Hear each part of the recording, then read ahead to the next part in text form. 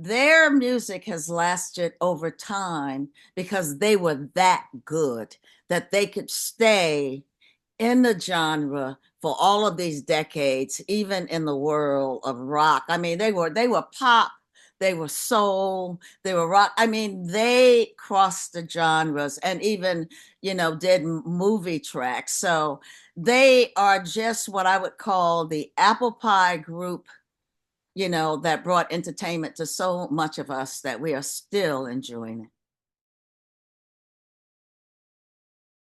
Welcome to Ira's Everything Bagel, where I talk with intriguing people about everything, their passions, pursuits, and points of view.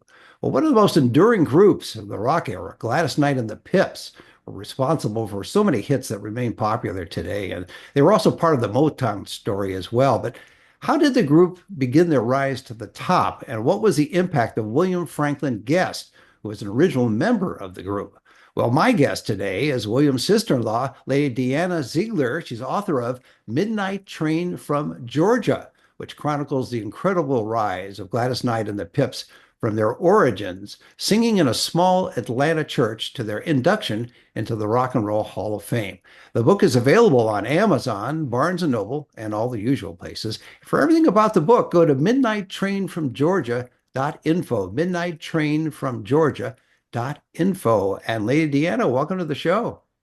Well, thank you so much, Ara, for having me on as your guest. I really appreciate it. Well, it's a pleasure. Now, I want to put you in context of the group because you're writing it from the book from a certain perspective, which is somebody who called you, is it Babro or Bebro? Babro, and Babro. he called me Little Dada. Okay.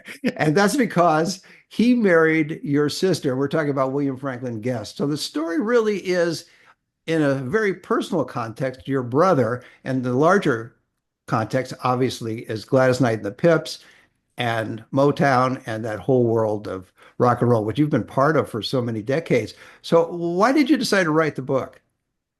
Well, just as you said, I lived the story, and my brother-in-law was more than my in-law.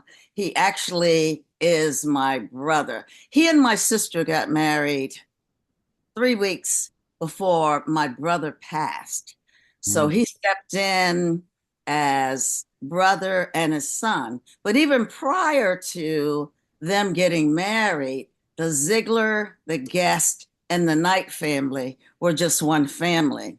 If I can go back, Bebro would say that he was singing and dancing in the womb because he grew up in a family where his grandmother was a singer, his mother was a singer, his uncle played guitar, and they would have jams, little jam sessions on the back porch in rural Georgia that all the neighbors would come to hear the family play music. And then his grandmother, as a kid, taught him to sing harmony in the kitchen while she was cooking. But what people don't know about Gladys Knight and the Pips, and I'll start with the Pips, because the Pips were originally Gladys Knight, her brother Merrill Bubba Knight, Mhm. her sister Brenda Knight, my brother-in-law William Franklin Guest, and his sister Eleanor Guest. Those were the original Pips. So that is the group that started in the gospel choir, but basically they were singing in the youth choir, and the parents sang in the adult choir at Mount Moriah Baptist Church in Atlanta. But ironically, because of Bubba's 10 years, his 10th year birthday party, they had a birthday party, and Garfield had a record player, one of the friends that they had come over. Those little kids wouldn't know anything about those record players now. Everything is streamed, but a little hand thing that you carry. And that's what they were playing the 45 records on and dancing. So when Garfield had to leave and take his record player home, they didn't have any music. So those five started singing. and the parents were there. And they said, wow, they sound good together. So that's how the group sort of kicked off from the gospel choir, youth choir, into singing as a group around Atlanta, Georgia area at various functions until they became so popular, going into junior and high school that they started getting invitations to perform. So that was the first group, the Pips, until they actually went to New York. And that's a whole other story because their first hit, you may recall, Every Beat of My Heart, Mhm. was first recorded in Atlanta, but under the guise of let's just come over and try this equipment. So they went over as kids to try this equipment. And of course, the person put the record out. Right. So my brother-in-law is walking down the street and he hears the record playing, in this record shop. And so he says, wow, that's our record. He calls Bubba, and then Bubba says, yes, I know, I just heard it. So that's how it started, of them starting off getting ripped off, which is way some of the business happened during that time. It wasn't until Bobby Robinson, who was a New York producer, heard that song and was excited and called this DJ named Mr. Patton and said, where is this group? He wanted to get in touch. Okay, they got in touch. And that's why the book is called Midnight Train from Georgia, because they left Georgia Mhm. and came to my hometown of New York City with Bobby Robinson. Now, Bobby wanted to record that record over again. So he did. And that's how the group became Gladys Knight and the Pips, because they had to distinguish between one recording and the other, because they all were lead singers. Sure. So they recorded that one as Every Beat of My Heart that, started spiraling up. And then, they went to the Apollo Theater and all of that stuff. My mother basically knew Bobby Robinson and happened to take my sister and brother to a recording. And that's how they met when she was really about 15 years old. They got married when she was 19, but they didn't, they were just talking and stuff throughout all of those years as the group were then evolving into Gladys Knight and the Pips and playing at the Apollo and going on the road. Now, then Gladys, who was married to the saxophone player at the time, became pregnant and decided that she wanted to go home. Brenda and Eleanor Guest and Brenda Knight, they decided they wanted to get married and, have children. So there came Langston, who was a friend, and cousin Edward. So then they were just the Pips up there in New York, recording songs, Darling and Linda, which my brother-in-law wrote. Then they come across Marguerite Mays, who finds out. My brother-in-law was actually dating little Marguerite, who was her niece. Marguerite Mays was the former wife of Willie Mays, the great baseball player. She became their manager and told the guys to come over, and they talked about that. And then she says, yeah, you all are doing great as the Pips, but you all would do much better if you had Gladys back with you. So basically, Marguerite Mays was the one who called Gladys and asked her to come back to the group. Langston left, and then the group, as we all know, as Gladys Knight and the Pips, Mhm. Gladys, Bubba, William, and Edward, evolved. She took them, and this is a very important part of the story too. She took them to Cholly Atkins. Cholly Atkins was the partner to Honey Coles. They were tap dancers in the 40s. And Honey Cole was also involved with the Apollo and stuff, but they were tap dancers. So Charlie Atkins, she asked him to be basically what I call to make them a polished act group. He started with a can and a pencil, just tapping beats. That's how they were learning those pip steps. That's how he started training them, just by rhythm and beats. And that's how the pips got those precise rhythmic dancing moves that they were known for. And you mentioned Motown because from there, Barry Gordy discovered this group that was up and coming and making hit records and this polished act. And then he sort of lured them to Motown, and their manager at that time became, which was had been their accountant and became their manager, Sid Seidenberg.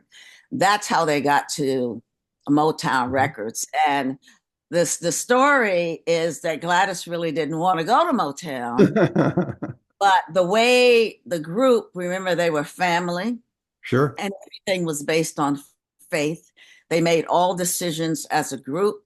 She got outvoted because she was concerned. I'll just back up. She was concerned that if the group would get the full attention, you had Diana Ross and the Supremes, the Marvelettes, you had all of these wonderful groups. So she didn't know if they were going to be the standout group that they became in that pool of talent. So that's how they got to Motown Records. Interesting. There was that little doubt by Gladys in the sense of, and you always get doubt when you're making a big decision, but as you say, she got outvoted, which I didn't realize the whole group voted as a whole.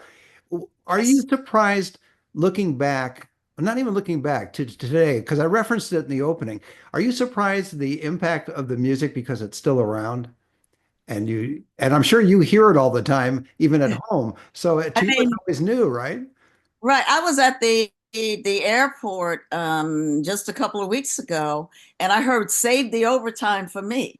I mean, and that is not a song that a lot of people are familiar with, but I'm hearing that just pumping. I'm not. I guess I was 11 years old when they met, so I grew up with the story, seeing them from level to level to level. Mhm. So I was already in love with the music, already knew that they had a powerful sound. And again, the Pips background and their dancing, it's like someone said to me, wow, their background was like a melody. And that's true because everyone could sing the melody with them. My brother-in-law was the one who put the whoo hoo into the Midnight Train song. Right. He said he told Bubba, and Bubba told that story at the funeral because I didn't know it. That he said, Bubba, if we put that in there, people will remember that for a lifetime, and they did.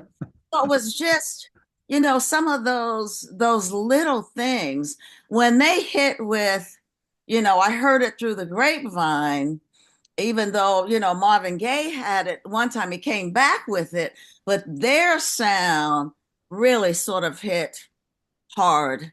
And then at that time they were just doing hit after hit after hit, and there were a lot of hits coming out of Motown, but there were certain groups that stood out: the Temps, Right. the Four Tops, Gladys Knight and the Pips, Marvin Gaye, Diana Ross, the Supremes, etc. So I'm not surprised that their music stood out because they were that good.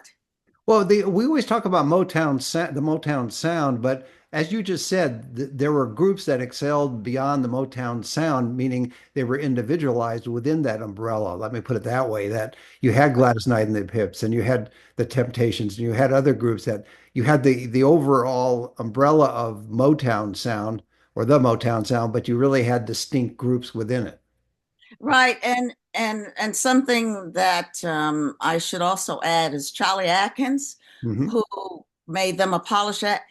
Barry Gordy came after him. He wanted him to teach the other groups the steps. He said, yes, he would come to Motown, But when Gladys Knight and the Pips said they would come to Motown, he said, but he will still be working exclusively with Gladys Knight and the Pips, Sure. even though he taught that. So that polishing up the on the act and the dancing, because Cholly Atkins used to say that William Maybro did those steps specifically, Hmm. that he did them exactly on the beat, and in his opinion he was the best, dancer, give it whoever, they all dance well. Edward had bad feet, so whenever he landed on those steps very, very lightly. But that was the joy. So that sound, but that was one of the reasons that after they became such a hit, how Buddha Records was able to kind of shy them and get them away from Motown. Well, coupled with the fact too, the Barry Gordy, when it came to their renewal of the contract, he did not want to pay them the money that they wanted. But by that time, they were, a hit group. Sure. Buddha promised them not only the money they wanted, but they could really concentrate on them solely. So that's when you got the Midnight Train to Georgia, and those hit the Imagine album that John Weatherby, helped produce. And that's when the American Music Awards, they started winning the Grammys, et cetera, and after that, the rest is history. They were inducted in the Rock and Roll Hall of Fame in 1996. Did William and the rest of the group, did they realize at the time they were producing, recording and releasing and producing these records that they would have such staying power? I'm not sure. I mean, the group was together for 37 years, so they had longevity as it was. And I think that coupled with the Motown sound that has survived for decades and their hits on Buddha Records, I mean, they knew that they were, a hit sustaining group. But if, I'm sure looking at, I mean, he's been dead for 10 years now. Of course, the Midnight Train to Georgia, all of that, those songs were still playing. But as I said to hear, Save the Overtime for Me, and I had not even heard that for a long time. You know, um, I'm not surprised that they have sustained for so many decades. And I think that he knew the impact of the group. I mean, until his death, he was still writing and trying to record music. At one time, he wanted Bubba to record with him too, so they would be like a Sam and Dave, Mhm. So they live that music, and I would say that he's just smiling in heaven to know that it's all going on still today. It's an amazing story. What was your his relationship with the rest of the group, your brother-in-law? What was William's relationship with the rest of the group? They were family, so as, from little kids, they grew up together. They were close. I mean, until the end. People even don't know. I mean, I was there until his last breath. They loved each other because what kept this group together was family, faith, love, and harmony. And I say harmony is more than just a blending of voices. It was the harmony of spirit. They were united in a united front. Now, after 37 years, as in some groups, they start seeing wanting to do some other things. And at one time, just before they broke up, they were signed to three different record companies. Gladys was on Columbia. The Pips were on Casablanca by themselves, and Gladys Knight and the Pips were on Buddha, until they came back. So they started to wanting to, reach out and try some other Sure. things, which But happens isn't a that lot of more? groups, but they stayed together as a group for 37 years. Yeah, that's first of all, it's a great long story and it's family. So I think it's perfectly natural that they would want to branch out and do individual projects. It's just Mhm. human nature Right, right. in that sense. But they also realized what they had as a group too. So you could theoretically do both, experiment a little as an individual and come back to the group on occasion. So I could see how that could work. Just to underscore how close they were, because to Bubba, he was like, Baby Bro was like his big cousin. Okay. When Baby Bro went into a coma just before New Year's Eve that night, because my niece and I, we were at the hospital till almost like midnight. Little did we know, Bubba was on a plane from Las Vegas, flying to Detroit to that hospital, got there sometime, like he called my sister maybe 2 or 3 in the morning. We don't know what he said, but he went in there, talked, got back on a plane, and flew back to Vegas. That's how close the Pips were. It makes my eyes tear up. Just think about it.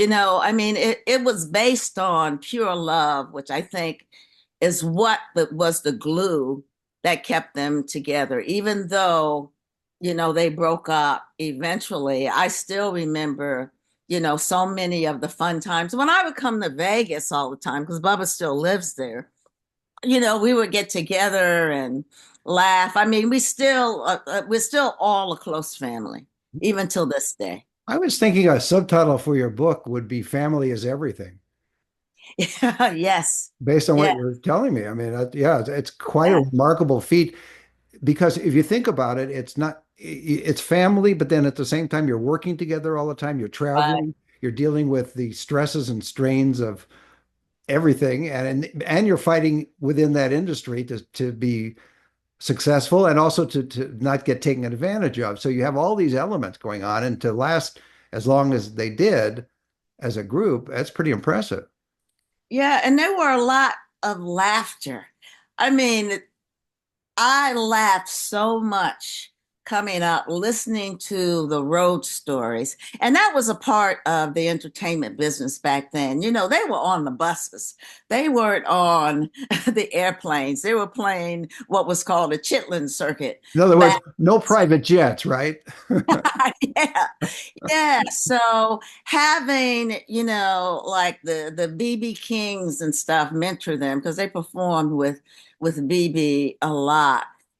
And just the various groups looking out for them and mentoring them along the way. And then the laughter and the joking, them coming to New York for the first time, staying in the Hotel Teresa, which was a high-rise building to them, and holding on to each other as they look out the window because it was so high. So many fun times and so many stories. Like, William was a great storyteller and brought a whole lot of laughter. I mean, so all of the things were not always true, but they were so funny, you know, and Sure. just some of the stories. And, when we were ever allowed, because he never really wanted the family to be backstage too much and get exposed to all that stuff that was going on backstage. But whenever we were backstage, to just be in the dressing rooms, listening to the laughter and the fun, that was the glue that kept things together. Have you talked to people over the years about your brother, and is that one of the reasons you decided to write the book to give us a little bit more insight Well, into your brother's contributions to the group?